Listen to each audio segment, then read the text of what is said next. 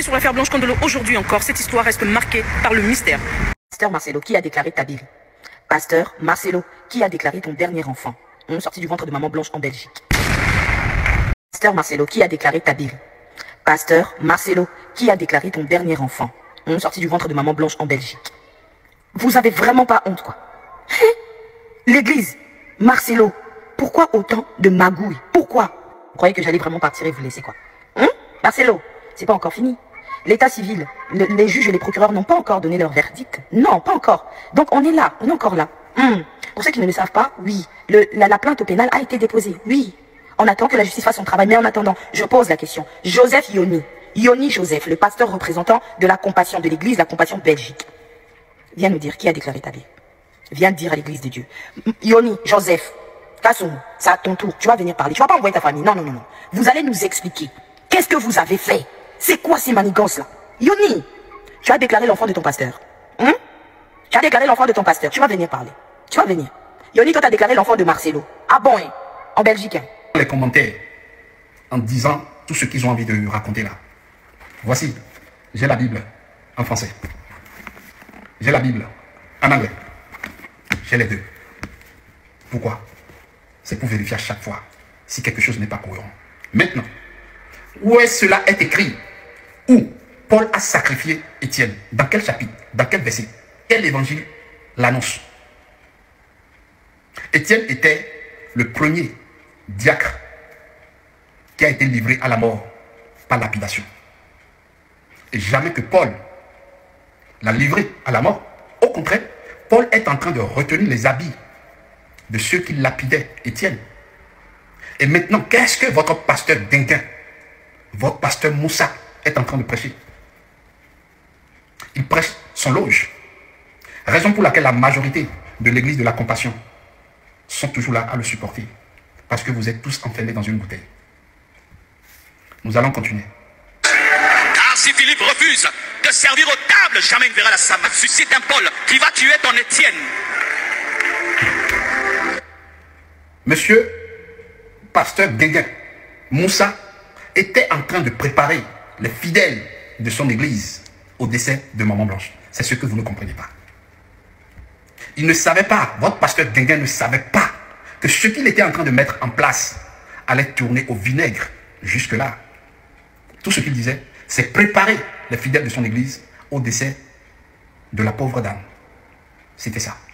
Paul tuera ton Étienne pour que tu entres dans ta destinée. Paul tuera ton Étienne.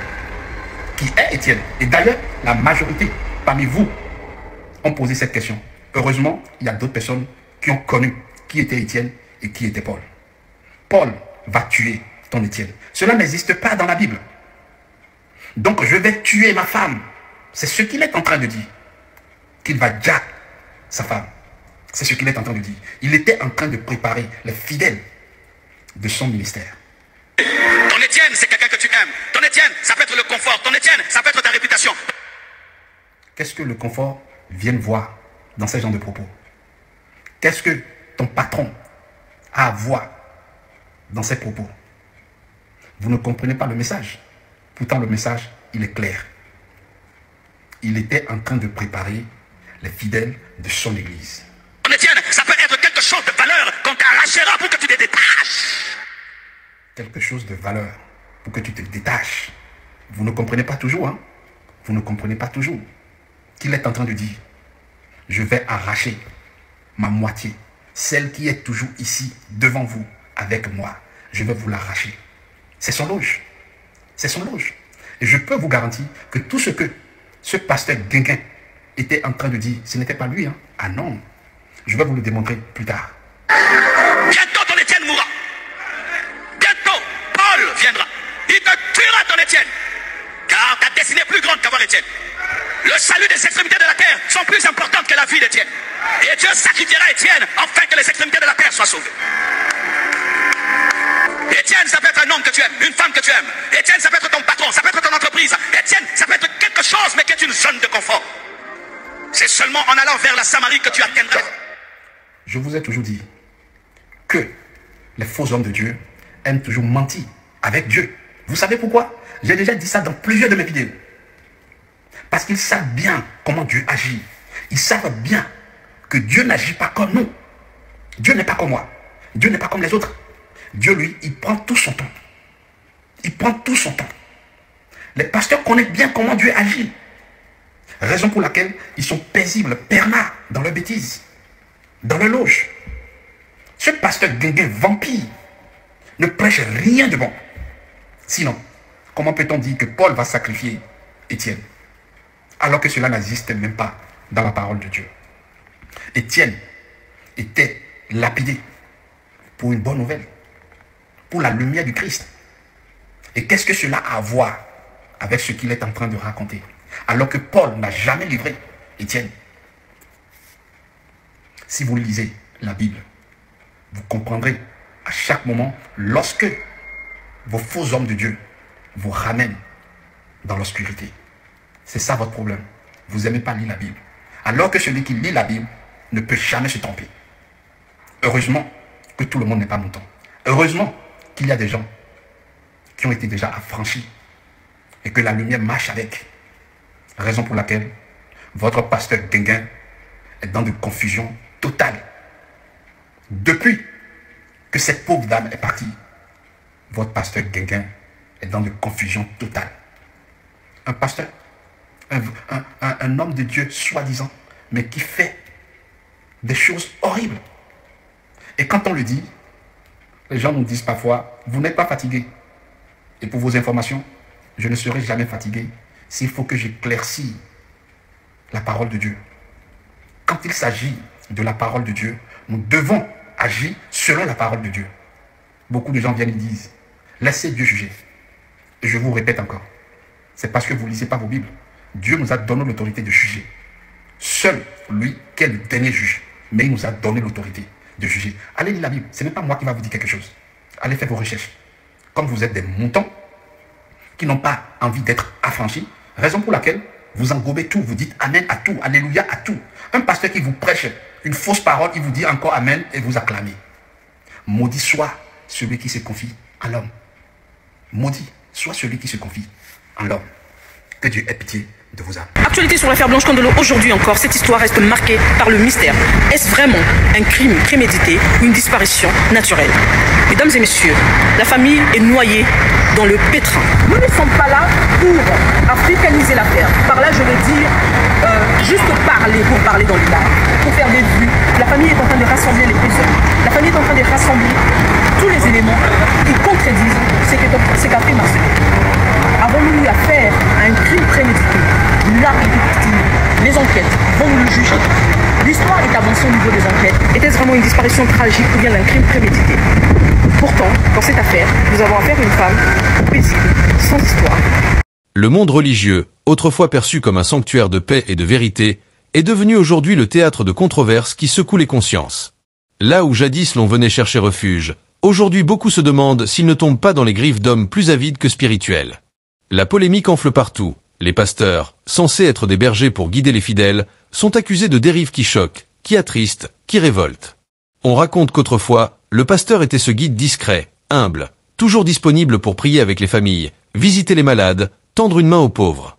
Mais aujourd'hui, certains de ces hommes de Dieu ne se contentent plus de prêcher. Ils veulent briller, dominer, accumuler.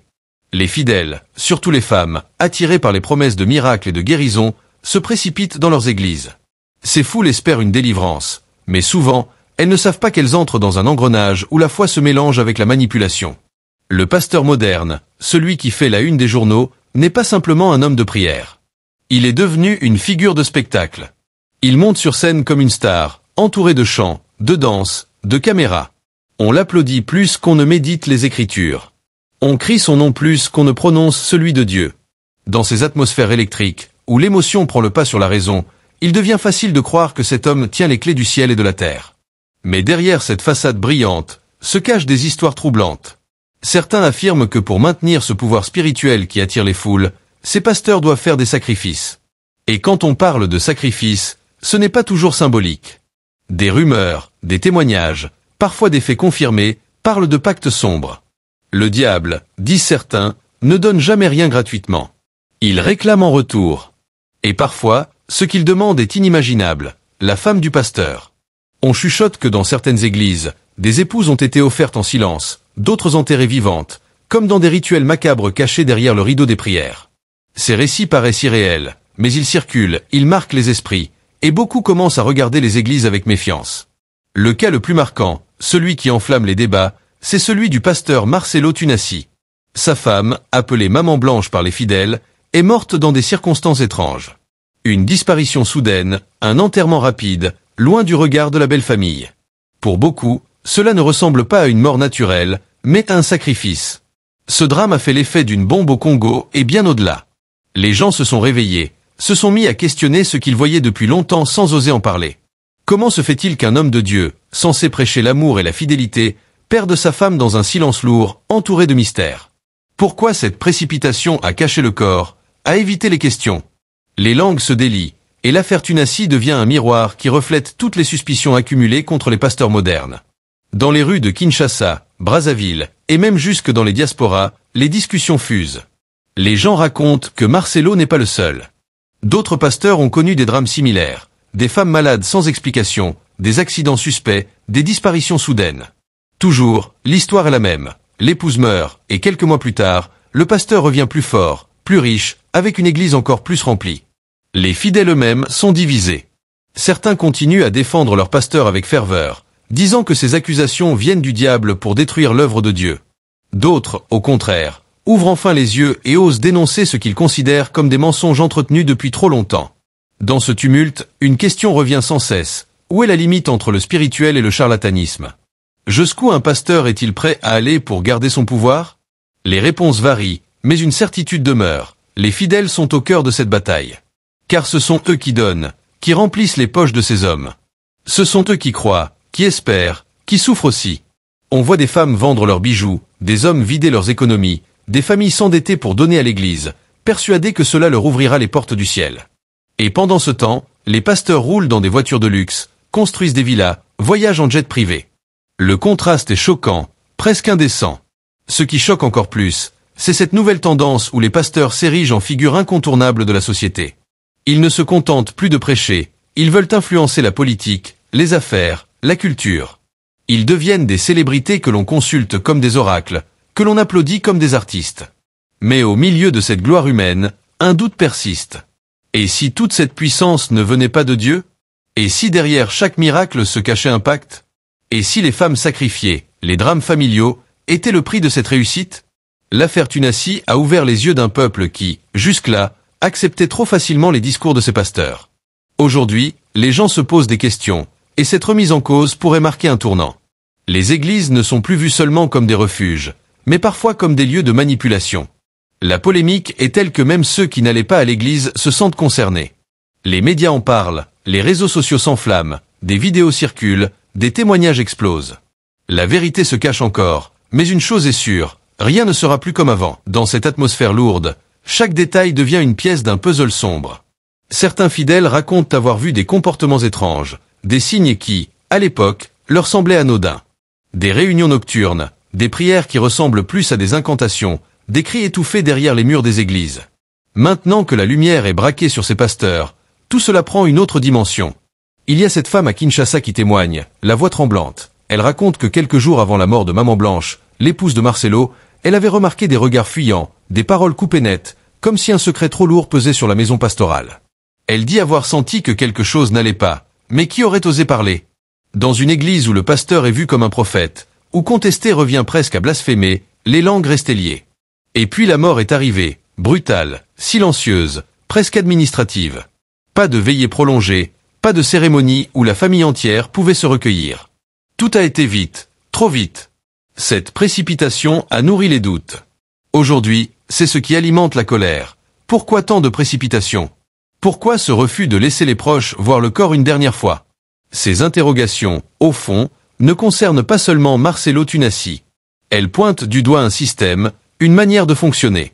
Beaucoup de pasteurs modernes se protègent derrière l'aura de mystère. Ils aiment cultiver l'idée qu'ils sont incompris, que les choses de l'esprit ne peuvent pas être expliquées aux simples mortels. Et cela leur permet de garder le contrôle, de museler toute contestation. Mais cette fois-ci, le peuple a décidé de ne plus se taire. Les réseaux sociaux sont devenus une arme redoutable. Là où autrefois un fidèle isolé n'avait aucune voix, Aujourd'hui une vidéo, un post, un témoignage peut faire le tour du monde en quelques heures. C'est ainsi que l'affaire Tunassi a pris une dimension internationale. On en parle en Europe, en Amérique, dans les diasporas africaines. Les Congolais de partout se sentent concernés, car derrière ce drame, il y a une question universelle. Peut-on encore faire confiance à nos leaders spirituels? Ce débat dépasse les frontières du Congo. Dans d'autres pays africains, des histoires similaires circulent. Au Nigeria, au Ghana, en Côte d'Ivoire, en Afrique du Sud, on retrouve les mêmes accusations. Sacrifice, enrichissement suspect, manipulation spirituelle. Partout, la même mécanique semble à l'œuvre. Un pasteur charismatique, une foule avide de miracles, de l'argent qui circule, et au milieu de tout ça, des zones d'ombre qu'on ne peut plus ignorer. Les femmes, particulièrement, se trouvent au cœur de ce phénomène.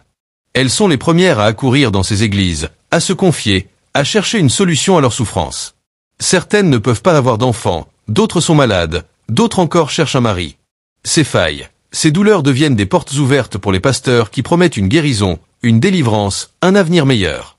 Mais parfois, ces promesses deviennent des pièges. Derrière l'autel, certains profitent de cette vulnérabilité pour exploiter, manipuler, séduire. Et quand l'Église devient un commerce, la frontière entre foi et escroquerie se brouille. Les pasteurs commencent à exiger des semences financières toujours plus lourdes. On te dit, Dieu va te bénir selon ton offrande. Alors tu donnes encore, persuadé que ton miracle est au bout. Mais quand rien n'arrive, on t'accuse de manquer de foi. C'est un cercle sans fin où les plus pauvres s'appauvrissent encore, pendant que le pasteur s'enrichit. Revenons à l'affaire Tunassi. Après la mort de Maman Blanche, beaucoup attendaient que le pasteur se retire, qu'il prenne du temps pour faire son deuil. Mais à la surprise générale, moins d'un an plus tard, il se remarie. Cette rapidité choque. Pour ses fidèles les plus fervents, c'est une preuve que l'homme de Dieu ne doit pas rester seul trop longtemps. Mais pour la majorité, c'est une confirmation que quelque chose cloche.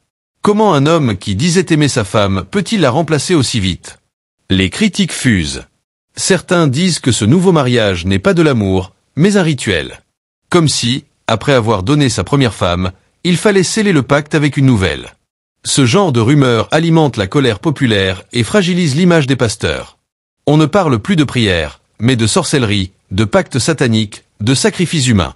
Dans les marchés de Kinshasa, on entend des conversations qui résument bien l'état d'esprit actuel. Une vendeuse de légumes dit à une autre, « Tu vois, ces pasteurs-là, ils ne prient plus Dieu. Ils prient l'argent. » Une autre réplique, « Et quand ils n'ont plus de force, c'est leur femme qui paie le prix. » Ces phrases, simples mais lourdes, traduisent un changement profond. Le peuple commence à voir les églises autrement.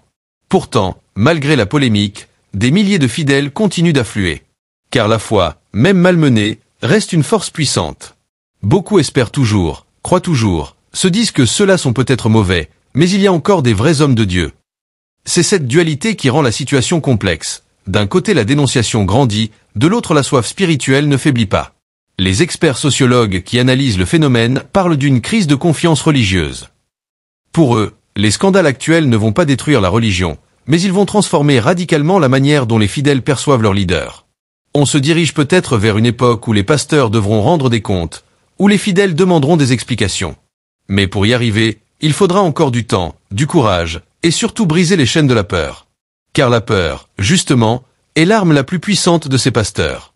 Ils menacent leurs fidèles de malédiction, leur disent que s'ils osent critiquer l'homme de Dieu, leur vie sera détruite. Beaucoup se taisent par crainte. Mais l'affaire Tunassi a montré qu'il est possible de parler, que le silence n'est pas une fatalité. Et c'est peut-être là le vrai miracle, non pas dans les guérisons spectaculaires, mais dans ce réveil des consciences.